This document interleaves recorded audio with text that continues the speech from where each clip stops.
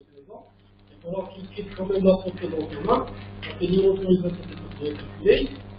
Deuxième remarque que j'ai faite, c'est que ça reproduit exactement d'une échelle réduite la forme d'une voiture de secours, avec les gyrophares, les roues, les couleurs.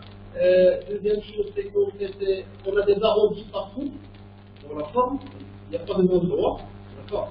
Il y a quand même des arrondis. Donc, ce sont les premières observations que j'ai pu faire donc, en regardant de plus près le produit. Deuxième chose que j'ai fait de retourner, donc il n'y avait pas de batterie. Donc ça pose une question sur le taux de voiture VH. Alors ensuite, donc, à propos de l'encombrement, donc longueur, largeur, hauteur, en millimètres, ça se déplace. Ensuite, pour la masse totale, c'est 239 grammes, donc assez légère pour être manipulée par un enfant. Et puis l'économie, à pleine charge, ça fait donc un déplacement de 10 secondes et sur une longueur de 20 mètres. Maximum. Donc j'avais quand même plus de fois plus par rapport à l'enfant, donc je l'avais chargé à fond. Ça faisait donc 10 secondes d'économie, et puis 20 mètres au maximum par un enfant, certainement, donc il sera moins que cette autonomie, une fois chargé. Alors ensuite, j'ai essayé d'ouvrir. Donc il y a un châssis sur 4 roues, donc deux essieux arrière, bien celui-là, et essieux avant. Il y avait un mécanisme, on verra bien sa fonction tout à l'heure, puisque je vais photographier de plus près. Alors donc ce châssis, donc ça fait un empattement de 142 mm, c'est la distance entre le pont arrière et le pont avant, les deux essieux arrière avant. Ça faisait donc une voie de 118 mm, c'est la distance entre les essieux droit et les essieux gauche, que ce soit à l'avant ou à l'arrière. Et ça faisait donc une masse de 125 grammes. Alors ensuite, deuxième constitution, c'était la cabine, donc la partie supérieure. La partie supérieure, donc, elle est sous forme d'une coque, très à l'intérieur, c'est en plastique, donc pour faire moins léger, c'est normal. Léger. Donc ça faisait une masse de 114 kg. Vous avez donc les deux combinés, ça faisait donc la masse de départ de la voiture entière. Alors ensuite, bien vu de plus près, la roue ça faisait pas. Donc c'est vrai que en fait, le rayon et la largeur, on essaie de reproduire un petit peu la forme et les dimensions de la roue réelle avec une échelle réduite, hein, qu'on découvrira tout à l'heure. Mais surtout, ce qui m'a beaucoup attiré, c'est les prix, vous avez dit. On ne retrouve pas normalement sur une roue réelle de voiture de secours. Donc, si elles sont là, c'est pour une raison qu'on va voir. Alors ensuite, le rayon de la roue c'était 31 mm, et puis sa largeur, ça faisait donc 25 mm. Le mécanisme que l'on avait donc sur le châssis, c'était bien celui-là. Bon, je l'avais appelé, je ne sais pas expliquer le choix est bon ou pas, bon, on verra, hein, on va discuter. Je l'avais appelé au magasineur un restituteur de l'énergie. Parce qu'apparemment, ça permet d'enregistrer une énergie cinétique. Ça permet donc par la suite de la restitution une fois qu'on va détruire de la voiture sur le sol. Alors, c'est un magasineur restituteur d'énergie énergétique en arrière, donc ce sont les roues arrière électriques motrices. Elle est constituée de 1, 2, 3, 4, 5, 6 roues dentées. La 6e est là, donc on la voit pas avec le noir. 6 roues dentées. Donc, 3 arbres, premier arbre, deuxième arbre. Le troisième équipe, le dernier qui est donné donc l'ensemble à l'emmagasineur réel de l'énergie. On a 3 engrenages. Donc, si j'ai calculé le rapport global, ça fait donc 17,57. Mais ça fait aussi 0,057. On a des valeurs. Justement, parce que c'était les roues sont de type aventure droite, d'accord. Et puis les roues sont cylindriques. Donc ça fait 3 engrenages cylindriques avec parallèle. Le premier est là, le second, et puis le troisième. Le rapport d'induction, donc de multiplication, c'est 10 sur 26. Chaque engrenage, ça fait comme un rapport de 10 sur 26. À la puissance 3, si je calcule ça fait 0,050, parce que c'est une réduction, mais dans le sens, si je calcule 1 sur ce rapport, ça fait tout de même 7,57. Pourquoi? Parce que pour la simple raison, donc c'est pour magasiner sur lesquels donc on peut donner 200. Donc pour les contraintes d'emmagasiner de l'énergie, ça va être un multiplicateur, et lorsqu'on est en train de restituer de l'énergie, ça va être en fait un réducteur. un réducteur. Donc on a les deux sources de fonctionnement. Alors ensuite, qu'est-ce qu'il y a d'autre à dire sur le data? Alors pour l'utilisation de la voiture, normalement un utilisateur qui est supposé être un enfant, il doit la saisir normalement, d'où le poids doit être quand même adapté, les dimensions doivent être adaptées pour être facilement utilisables. Alors ensuite, il doit frotter, mais je vais dire adhérer, hein, faire adhérer les roues arrière, hein, les roues arrière, là où il y a de mécanisme restituteur en magasinage d'énergie, donc il doit les faire adhérer avec le circuit. D'où l'intérêt des prix qu'on a remarqué tout à l'heure sur les roues. Donc les roues sont triées parce que justement pour agrandir le cuisson de frottement avec le sol, il faut éviter donc le glissement des roues lorsque l'on est en train de charger le mécanisme. Okay. Alors une fois que l'on estime que l'on a bien chargé donc, le mécanisme, il va falloir donc déposer la roue dans la voiture sur le sol, et par la suite donc, il se mettra à se déplacer vers là. Alors, donc dans les phases d'utilisation, on s'est distingué la première phase donc le chargement du mécanisme, donc on va dire l'emmagasinement d'énergie cinétique. Deuxième phase, déposer la voiture sur le sol. Et à partir de là, commence la deuxième phase de manière automatique. Si vous voulez, c'est la restitution de l'énergie cinétique. D'accord? Qui va se transformer quand on a une énergie de mouvement de translation. Au départ, on a une énergie musculaire qui se transforme en énergie cinétique, emmagasinée, d'accord? Et ensuite, elle est restituée sous la forme d'un mouvement de translation. Alors, quel est l'organe, je dirais, majeur qui permet d'emmagasiner l'énergie cinétique? C'est bien celui-là. Ce sont des volants d'énergie. Ce sont juste des volants d'énergie. Ce sont des disques métalliques, un nombre de 3, qui sont juste apposés l'un à côté de l'autre pour faire plus de masse, plus d'énergie. Et puis donc l'énergie cinétique emmagasinée ici, c'est de la forme 1,5J fois oméga au carré.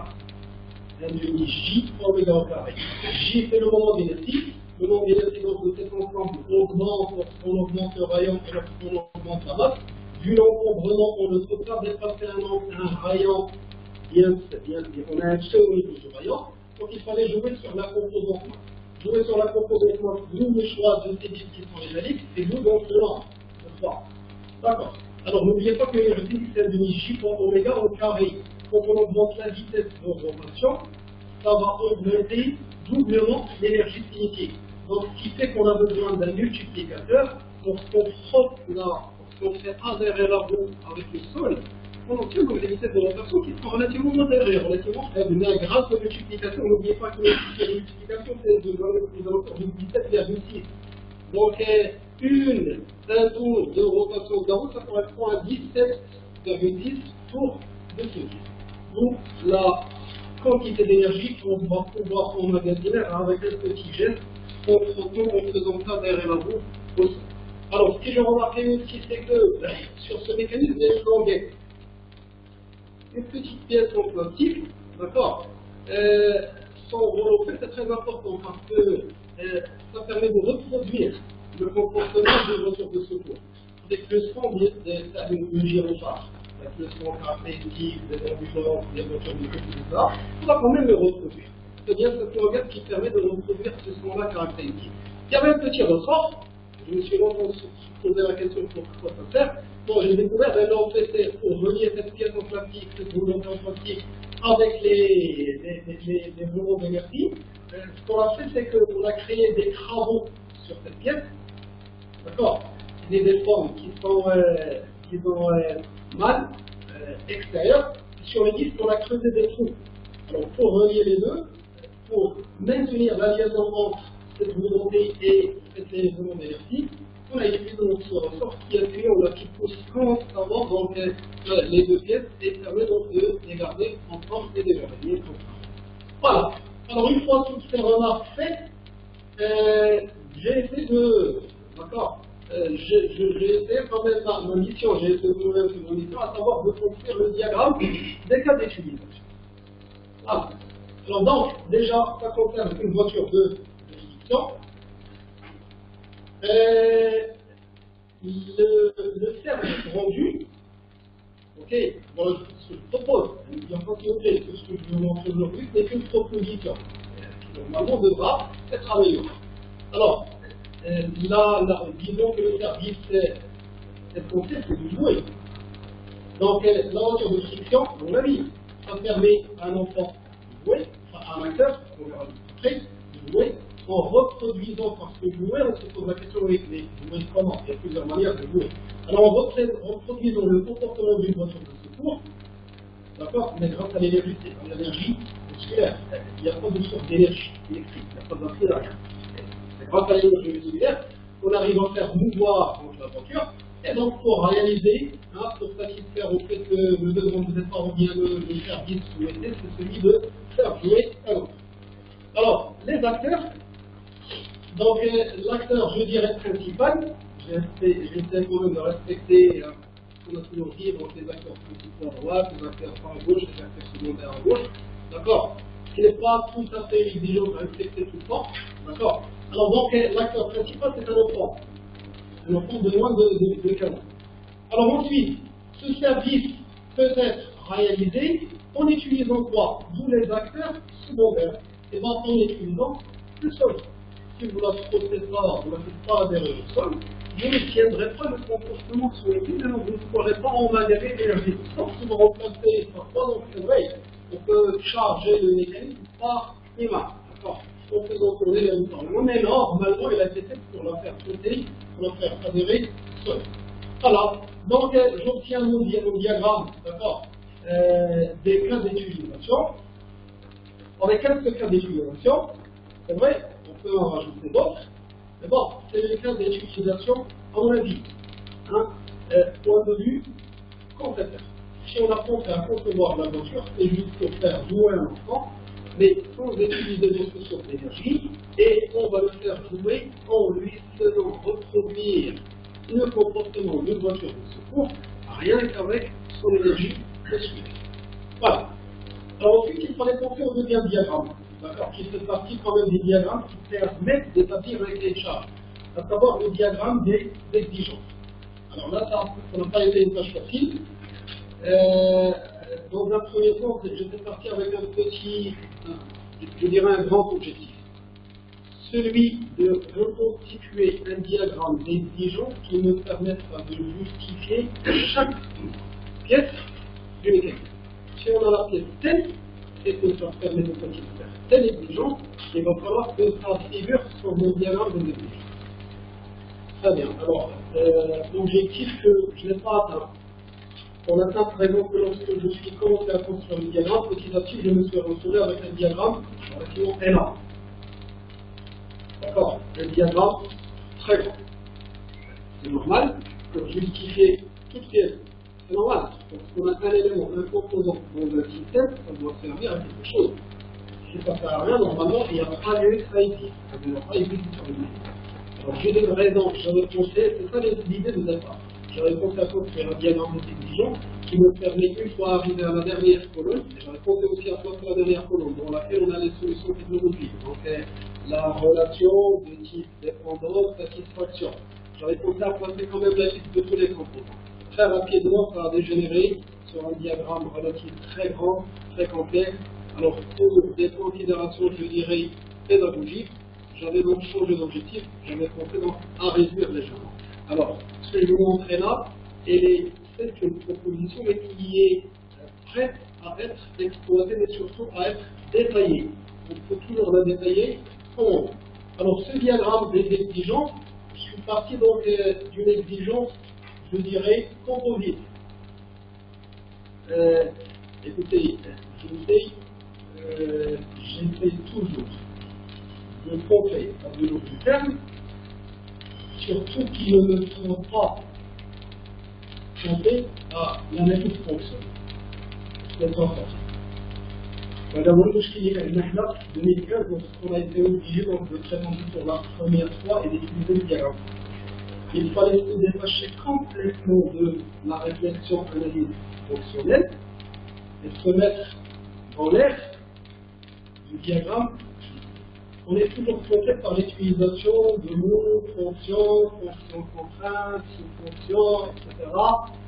D'accord. C'est pour ça que de temps en temps, je cherche des mots. Et non, le plus simple, l'idéal, c'est d'utiliser, heureusement que nous l'avons depuis 2015, dans le 2018-2019, ça y est, on a commencé quand même petit à petit à se détacher par rapport à ça. C'est normal. Peut-être à la difficulté, personnellement, moi, quand j'ai un modèle élève. Sauf que les élèves, qui connaissent la technologie ou les sciences d'ingénieur au lycée. Mais il faut que je leur explique. Le langage technique est très très facilement. لأنه ما تيديروش ذاك الجهد المضاعف اللي كنديرو حنا وربما اللي يقدر يكون دابا في هذه الأعراض والأخوات كيديروا. كنتخلص من الاناليز فونكسيونيل وما كنحاولش لأنه لا بروميير شوف لو بروميير ريفليكس اللي كان حنا نهار نتكلموا العملية ولا التكنيك وكنحاولوا نربطوا. سافو هذا الدياغرام بيسي اشنو هو لو رومبلاسمون ديالو سا رومبلاس كاين دياغرام اناليز فونكسيونيل. وهذه القضية هذه راه سي با جو ديغي راه سي با تري لوجيك و سي با فيزابل. Il n'y a pas de lien. N'essayons pas de chercher le diagramme, il n'y a pas un diagramme. Le diagramme du système ne remplace pas par exemple tel diagramme sur les outils d'analyse fonctionnelle. Pour lesquels ce qu'on peut dire, c'est que toutes les informations qu'on a dans l'analyse fonctionnelle, à travers tous ces diagrammes, on les retrouve éparpillés sur plusieurs diagrammes du langage. Donc c'est pour ça que quand je veux présenter, le plus simple pour moi, ça aurait été de dire la fonction globale. Alors maintenant j'ai hésité un petit peu, maintenant je dois retrouver mes mots. Donc j'ai dit quand même quoi, l'exigence composite. Composite ça veut dire un peu plus global. Composite veut dire composé de plusieurs sous-exigences si vous voulez. Ça veut dire une exigence que je peux décomposer par la suite. C'est pour ça que j'avais repris ce mot. Donc l'exigence composite, on va dire, parfois avec les élèves, il y a le problème de terme, vous comprenez, donc on doit quand même besoin d'expliquer. Je parle de l'exigence mère. Voilà, donc ça permet d'introduire la notion petit à petit. D'accord? Ça permet d'introduire la notion petit à petit. Donc l'exigence composite, ça va être l'exigence, je l'ai appelée reproduction, donc là on peut appeler comme on veut. Un identifiant, comme vous le savez, ça permet de retrouver rapidement l'exigence, surtout dans un diagramme trop long. D'accord? Pour retrouver rapidement l'exigence, donc on se réfère à un identifiant. Et puis donc le texte obligatoire, reproduire à échelle réduite le comportement d'une voiture de secours.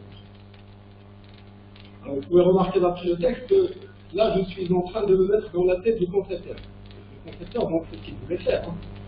Il voulait reproduire avec une échelle réduite le comportement d'une voiture de secours, avec tous les aspects de ce comportement.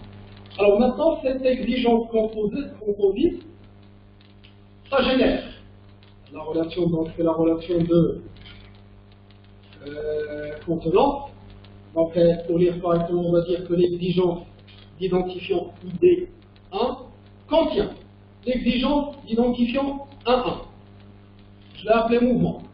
Générer puis maintenir un mouvement grâce à l'énergie musculaire de l'enfant. Il faudra que ça bien stipuler cette dernière phrase. On ne va pas avoir recours à votre source d'énergie. Et l'exigence ID1 contient aussi l'exigence ID2. Je l'ai appelé imitation. Il faut imiter une voiture de secours. La reproduire. Alors ensuite, l'exigence ID1 contient l'exigence ID13.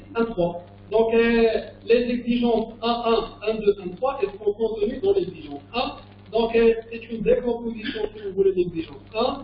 L'exigence composite, celle-là, donc ce sont les sous-exigences. Donc assurer la sécurité totale. D'accord. Alors ensuite, j'ai continué donc à détailler. Il fallait s'arrêter à un certain moment. Sinon, donc, ça va générer, ça donnera un diagramme qui sera carrément ici. Alors donc, toujours la même relation de type complément, dans l'exigence 1.1, donc emmagasiner de l'énergie cinétique, et puis restituer de l'énergie cinétique. Sous forme de quoi? Sous forme de translation, après tout, on va avoir une translation. Alors ensuite, l'exigence 1.2, imiter une voiture. Donc il va falloir limiter sur le plan de la forme et des couleurs. C'est ce qu'on a remarqué au niveau de la prototype. Il va falloir aussi limiter au niveau du sang. Ça justifie donc la petite longueur plastique dont je parlais tout à l'heure. Alors ensuite, assurer la sécurité de l'enfant sur deux aspects. Sur l'aspect des sûr de la main, d'où les angles qui n'étaient pas droits tout à l'heure, les formes sont arrondies, etc. On a essayé donc d'enlever les bavures et tout ce que vous voulez pour ne pas endommager, pour ne pas, d'accord. Peut-être sur le produit liquide, il y en a des exigences qui n'ont pas été respectées à fond. Vous comprenez, ce produit bon marché. Surtout la dernière, celle qui vient. Normalement, sur des jouets qui sont beaucoup plus, qui sont homologués, je dirais, et qui sont quand même mieux faits, alors on aurait respecté ça. Peut-être pas sur le marché local des normes, mais qui sont dans notre marché, ça serait l'exigence la plus essentielle de la décharge, c'est d'éviter les intoxications, donc ça implique, vous savez, ça implique un choix judicieux au niveau de la matière qu'on va utiliser. D'accord. L'enfant, il est toujours tenté par goûter ce qu'il est en train de se faire entre les mains. Il a toujours tenté de le mettre dans la bouche, donc il va falloir éviter surtout. Voilà.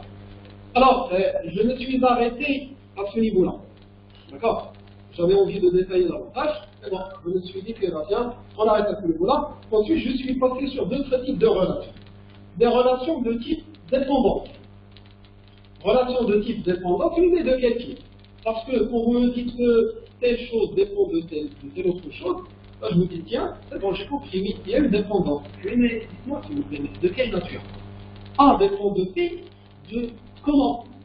De quelle nature? Quel est? Donnez-moi alors le type de la dépendance. C'est pour ça qu'on a besoin de ce stéréotype. Ce mot-là que vous avez ici, c'est qu'on appelle un stéréotype. D'où alors les relations de dépendance, elles peuvent être de plusieurs types. Elles sont stéréotypées. Cette relation, il est de type raffinement. On a besoin d'éviter entre le mot raffinement, mais bon, on utilise les deux. Raffinement, qu'est-ce que c'est? Hein? Là, ça va une référence.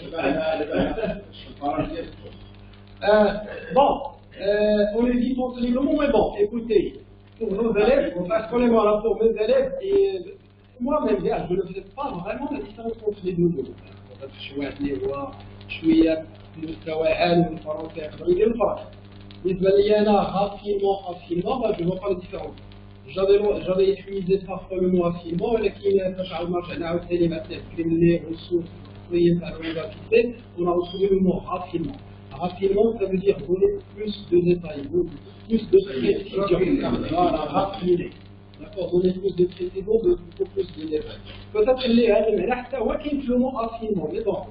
Que je fasse aujourd'hui. Donc, ok, raffiner, donc ça montre ceci. Alors, la relation raffinement, généralement, en passant à des valeurs numériques, à des précisions. D'accord. Donc, restituer de l'énergie kinétique, maintenir la translation pendant 10 secondes et 20 mètres. Je dirais, 20 mètres, c'est le max. Et donc, quand j'avais chargé la voiture en max, ça a donné. Alors, ensuite, une autre relation de type raffinement, donc une dépendance, stéréotypée raffinement. La réduction, il faut limiter les formes et les couleurs de voiture de secours, avec une échelle quand même de réduction. Entre les je l'avais destiné à 1 sur 1. Donc 20 mm de longueur sur le système réel, ça génère 1 mm sur le système réduit, sur la voiture. Alors, éviter le sang, et ainsi de suite. Oui, éviter les blessures des mains de l'enfant. Donc, si on veut affiner cette exigence, il va falloir prévoir des arrêts qui ne sont pas coupants. Des arrêts donc arrondis partout dans la voiture. Éviter les intoxications, donc ça suppose donc un choix sur les matériaux, donc utiliser des matériaux qui ne sont pas toxiques. Voilà. Donc, c'était la dernière phase à laquelle j'ai choisi de m'arrêter quand même. Je vais arrêter de faire, on pouvait pousser beaucoup plus loin et descendre dans un niveau de granulalité, de détail qui est beaucoup plus fin. Je vous propose dans la dernière colonne, on a juste 2 petits exemples. Une relation de type encore dépendant, c'est la même relation, avec une elle ne sera pas de même stéréotype. C'est-à-dire une relation de dépendance pour laquelle de type satisfaction. Pour satisfaire cette exigence, donc on utilise tout un bloc. Ici, donc, écoutez, on est déjà en train de penser à la solution technologique. On est en train de penser à la solution technologique. Et d'ailleurs, si vous avez une idée sur les différents diagrammes de langage qui se mettent, ils sont reliés. Il n'y a pas une indépendance totale. Et ça fait remonter au diagramme des cas d'exigence, à chaque cas, le diagramme des cas d'utilisation. Normalement, à chaque cas d'utilisation, parce que sur un système, on peut avoir plusieurs cas d'utilisation. Ouais, ça dépend du point de vue. Donc, à chaque cas d'utilisation doit correspondre à un diagramme des exigences. Donc il y a une relation entre ça et le diagramme des cas d'utilisation. Mais là, ça me fait penser à notre diagramme, c'est le diagramme des définitions des blocs, le diagramme BDD, dans lequel on retrouve des anneaux ici. Normalement, les diagrammes ils sont interconnectés, sont reliés. Donc là, je donne juste deux exemples, s'il vous plaît. Ensuite, pour satisfaire les limitations du sang, donc c'est la longueur en plastique que j'ai refait pour tout à l'heure. Ok. Voilà. Donc, je pense que j'ai terminé. Okay. Et j'attends, s'il vous plaît, vos suggestions pour pouvoir améliorer cette proposition-là et peut-être pouvoir l'utiliser dans une occasion future. Merci à vous.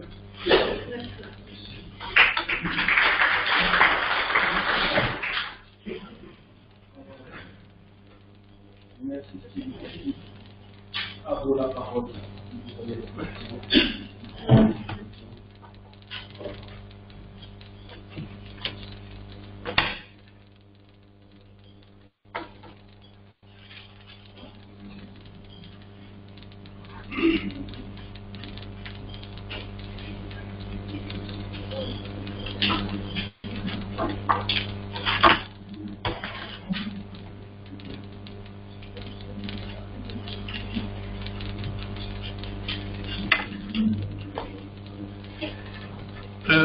À mon avis, il a qu'un le langage qui se mêle à la HMIA le collège, je n'en sais rien. النقاشات مع الإخوان اللي كنقترحوا هو يكونوا 3 diagrammes. C'est comme ça كاين 3 diagrammes à mon avis, c'est le minimum. On doit pouvoir écrire un cahier de charge, donc le diagramme des cas d'utilisation et le diagramme des exigences.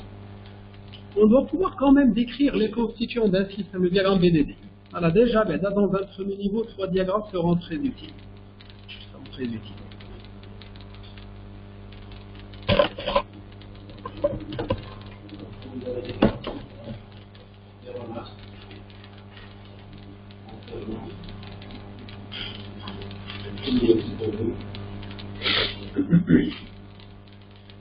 Vous avez combien d'unités de problème? Alors qu'il vous permet de poser des questions.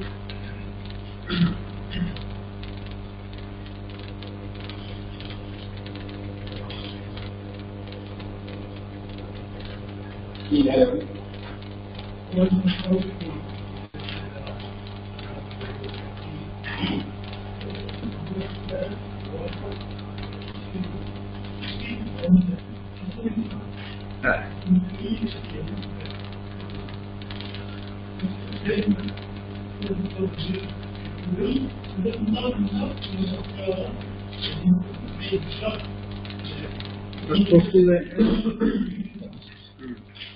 انت شوف هاد ليكسبوزيتي العلوي انا كان عندي كاية شارج داكوغ دونك انا هادشي اللي كتقول انت دابا انا بالنسبه ليا راه مشيت انا كاية شارج وصلت للحل نفسر لك دابا كاية شارج هو عندي خصني ندير ان اكسبوزي وشنو كندير بكاية شارج اش تيقول له دياغرام دي زيكزيجونس عندي تيقول لك بدي شوف exigence composite faire un exposé concernant le langage qui se mêle. Deux relations de contenance. Parlez-nous du diagramme des cas d'utilisation. Parlez-nous du diagramme des exigences. Refine. Relation de type affinement. Vous devez partir d'une voiture à friction. Et qu'est-ce que c'est? Voilà. Il a interrogé lequel charge l'état. Enfin, ce qu'on m'a demandé, tiens, je sais pas s'il a trouvé l'impact. Il y a un diagramme des exigences, un diagramme des cas d'utilisation, point de vue concepteur. Donc, j'étais obligé de faire le sens inverse. Mais dans le cas normal, oui, partant d'un cahier de charge, je commence à construire le diagramme et petit à petit, je remonte vers la solution technologique. Par contre, sur le processus qui est d'être sur un système réel exigeant, il a quand même le besoin, il a évolué. Alors là, si on veut faire améliorer le comportement du système, c'est faisable aussi. Un tel système réel, vous le décortiquez, vous le décomposez, vous arrivez à créer des exigences, etc. En fait, vous essayez d'améliorer la solution. Donc c'est faisable. C'est très naturel. Et Nakish, أنا ما أعرفش هذا le mot normal ما نستعملوش في العلوي. Je pense que j'ai bien compris la question que j'ai posée. Normalement, à partir d'un besoin, une équipe pluridisciplinaire pense sur le sujet pour essayer de satisfaire ce besoin pour la réalisation de le produit. Mais la réalisation de le produit à partir de quoi? À partir d'un cahier de charge. En fait, l'équipe pluridisciplinaire est l'entame d'une démarche d'ingénierie du système pour concrétiser l'objectif, à savoir, à partir d'un besoin, le besoin il peut être un besoin explicite ou il peut être un besoin latent, d'accord, pour écrire un cahier de charge au but de la conception de la réalisation des systèmes. Nous, en technologie, on a la possibilité de faire les choses d'après les recommandations pédagogiques. Alors, parfois, dans le cadre de la démarche de projet, on vise à écrire un cahier de charge à partir d'un besoin pour réaliser un problème. Et en même temps, parfois, l'objet il est là, comme support didactique, et on utilise une rétro-ingénierie système, ingénierie système inversée, pour remonter à partir de ce cahier de charge. Donc, ça ne veut pas dire que on fait une erreur lorsqu'on part de l'évolution technologique pour aller vers le cahier de charge. Non. Donc, on a deux sens. On a premier sens, besoin produit, passant par le cahier de charge, c'est l'ingénierie système, la rétro-ingénierie, on peut remonter aux différentes exigences, d'accord, que le concepteur a exploité pour mettre en œuvre un produit. C'est ça que j'ai bien. حتى بالنسبه لنا في التكنولوجيا اللي تنمشيو بالطريقه ديال لا كونسيبسيون تيكون عندنا مشكل معنا لانه ما يمكنش يسافروا في الكونسيبسيون اللي يديروها. يعني كتبغي تعاود لهم ولا تبغي تسولهم ولا تسمع التجربه حتى كتلقى بحال هكا من شويه نظريه. الا درنا العكس اننا ننطلقوا من اذا كان ممكن يكون مثلا البدايه يبداو من واحد الرجوع اخرين يعني كامل تعطيهم بروجي كيحاولوا يشوفوا شنو كاين فيه ومن ثم كيبداو راجعين كيعرفوا واش تدربوا مثلا ويعرفوا الوظائف ديالهم والتطور الى اخره وكيفاش خدامين. يعني هذا الريترو انجينيري يعني مشينا بالعكس يعني نبداو من الوجه اللي كاين ونفكوه ونمشيو للدياغرام مع الدراري ديال الكوليج احسن من اننا نبداو لا كونسيبسيون يعني نبداو من فكره ثم غادي نطوروها مع الدراري حيت الدراري ما عندهمش الباجاج باش يتعاود باش يخدموا على لا كونسيبسيون. الى يعني كاين اما غتخدم لا كونسيبسيون فعلا ما عندهم والو غتخدم وحدك ولا الا بديتي معاهم من داكشي اللي كاين هما تيبداو يتسائلوا يعني على لي كومبوزون مثلا اللي كاينين لي بلوك ولا كل حاجه شنو تدير باش تصلح وممكن يستنتجوا هما لي فونكسيون ديال لي بلوك ولا ديال لي بارتي اللي كاينين يمشيو معاك باش ترجع للكيش. هو إذا sur le référentiel de formation de technologie édité par le ministère en 2002, c'est la première page, je pense, que j'ai détaillée, où on a toute action pédagogique en place au niveau de la technologie doit mettre en œuvre l'utilisation d'un support didactique. Le support didactique, parfois, chacun aura un cadre estimé. الانطلاق للمنظم التقني بالدراسة التأكيد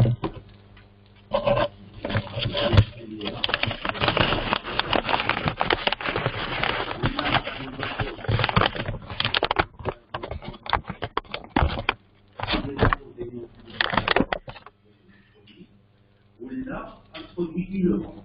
Il a un produit innovant, c'est-à-dire que dans le cadre d'une démarche d'ingénieur, à partir d'un besoin, on va aller vers le produit. Et si on a un système pour le comprendre, pour l'améliorer, d'accord, on peut combiner entre les deux. Une ingénierie système, une rétro-ingénierie. D'accord, c'est quelque chose d'itératif. Donc je pense que si l'Alaoui est satisfait de nos réponses, il y a d'autres.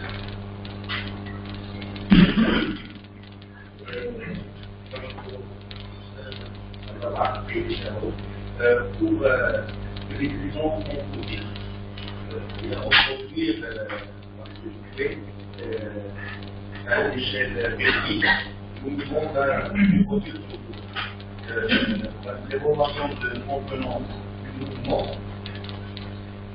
Vous avez l'identité en deux fonctions. Emmagasinement d'énergie, reproduire le mouvement.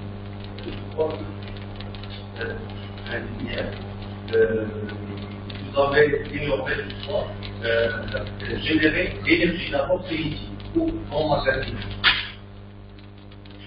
Donc vous aurez dû faire trois fois.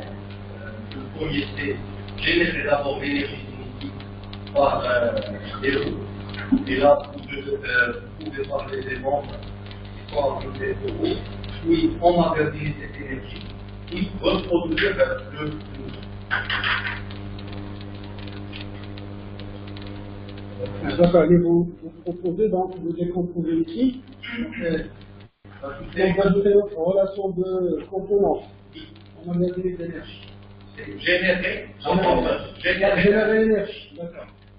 Il faut limiter pour que on a fait, on va magasiner, donc implicitement, il y a la génération d'énergie. Dans ma tête, c'est ça. Donc implicitement, dans ma tête, je dois magasiner l'énergie, c'est-à-dire que quelque part, je dois d'abord la générer.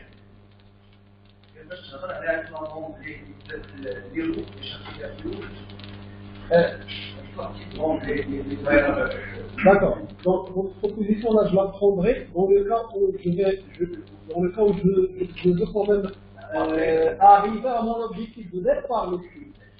Dans l'objectif, si j'avais vraiment besoin, là j'avais gardé l'objectif de décomposer avec un niveau de granularité mais très très fin et de finir par une liste de tous les conflits. Oui, de prendre compte. ولكن دابا شكرا لك très rapidement répondre à la division de la relève. On va rajouter un bloc ici, on fait automatiquement on génère d'autres et ainsi de suite. Donc très rapidement ça dégénère très rapidement. Oui.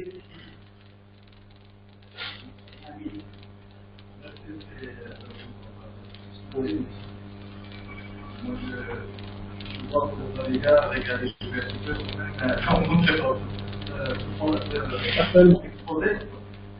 juste je vois une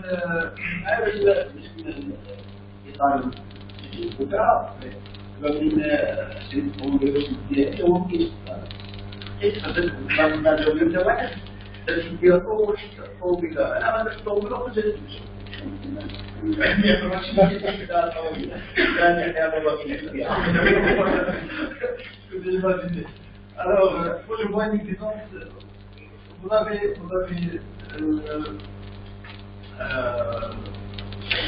ouvert la voiture pour la placard, c'est ça.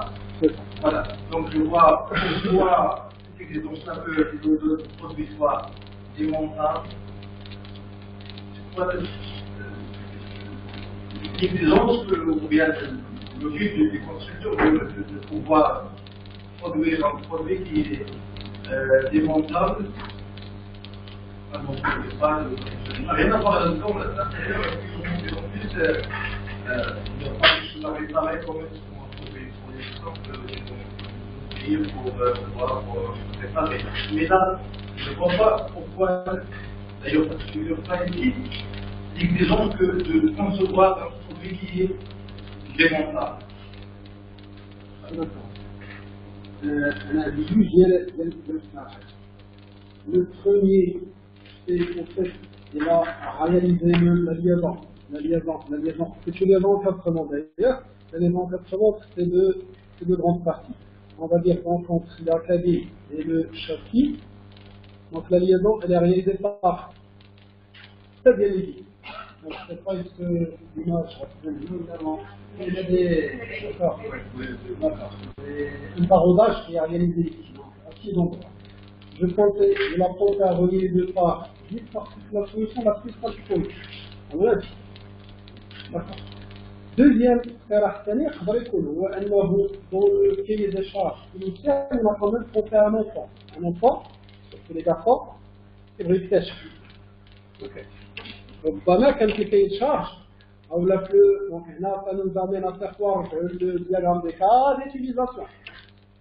Donc, on va dire qu'on a un deuxième cas d'utilisation. On va permettre à un enfant de découvrir. Alors, donc, il faudra que les gens soient démontrables. Ça peut être aussi ça.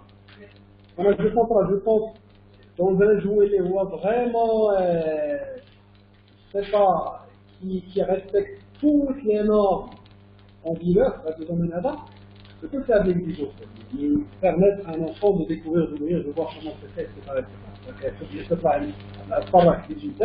ولهذا donc il faut permettre. Donc à mon avis, ça c'est ça, le diagramme des cas d'utilisation. Vous dites un deuxième cas d'utilisation, automatiquement, deuxième cas d'utilisation, donc un autre diagramme de exigence. Toutes les boîtes. Voilà. Je prends un mot à la Je crois que le facteur de l'analyse.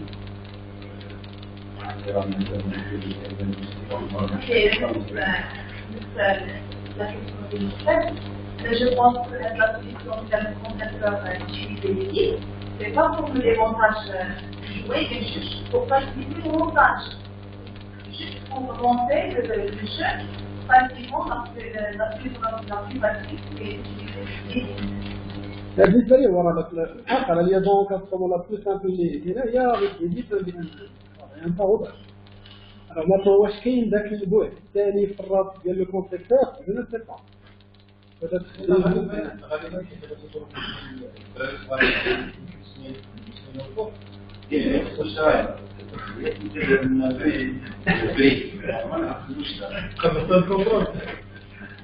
بالنسبه للمونتاج ولا الديمونتاج اذا كانوا ديسوليسيون مثلا غير حاجه خاصه ممكن دير غير يحاول يجرها تسحب تيولي يقدر يحل هادشي اللي كاين بالبيتات تكون شيء انه ما غاديش تعاود تحل وعلاش كتحل مثلا بحال هكا حتى البارتي ديالو يعني لا كونسيبسيون ما يمكنش تصوب بحال هكا مسدوده وحتى الا شفنا يعني اللي يجوي الرماتيق باش نصوب هذه ماشي هي نفس الرماتيق باش نصوب البلاستيك اللي كاين يعني السيت ديال البلاستيك ولا حتى يكون ديال المغرفين ضروري خصهم يكونوا مرتين الطريقه كما قلت قبل يعني باش يتجمعوا اللي سهله اذا انه ما يعاودش يتحلوا من طرف درس صغير حيت دابا الدرس الصغير ما غاديش ما عندوش فورماسيون هو الاول وما غاديش يعرف هذوك البيتات اللي يدوروا باش يتحلوا ولا الاتجاه اللي غادي يدوروا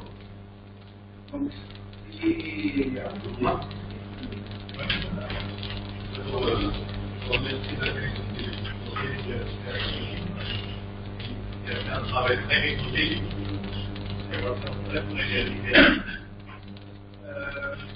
J'ai entendu retrouver le même état d'esprit de la réalisation d'un cahier de charge sur un port de la fonctionnelle. Donc c'est toujours une tâche qui suscite beaucoup de discussions et que c'est très difficile de trancher sur un point. Je serais d'accord sur les décisions. Donc, le système, on génère la même état d'esprit. On avait ce qu'on utilisait la fonctionnelle. Sur les cas d'utilisation, c'est vrai que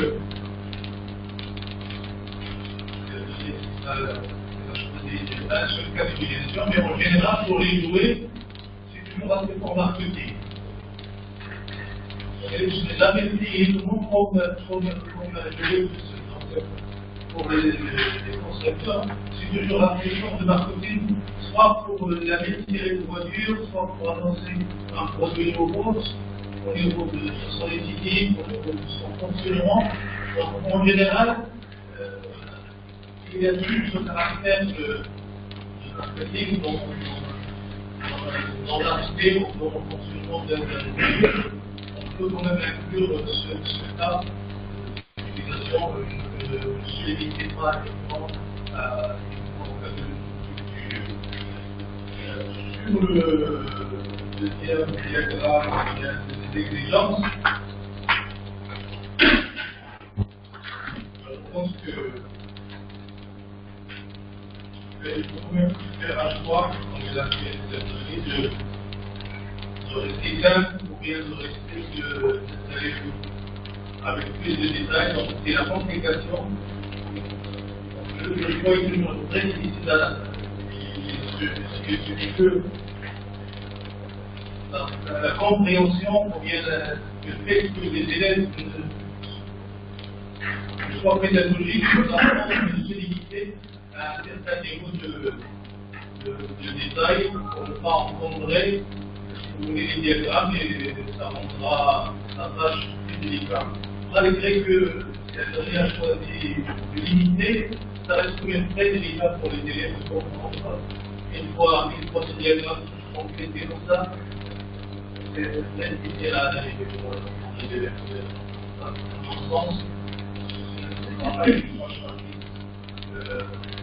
sur ce diagramme, la tâche didactique reste entièrement posée. Comment on va présenter ce genre de diagramme aux élèves? On va les construire une à une. On va les achever juste complètement et après, on s'en fait à la lecture, je ne sais pas comment les prépare. Donc, pour la progression, j'ai découvert que ces diagrammes avec les élèves, avec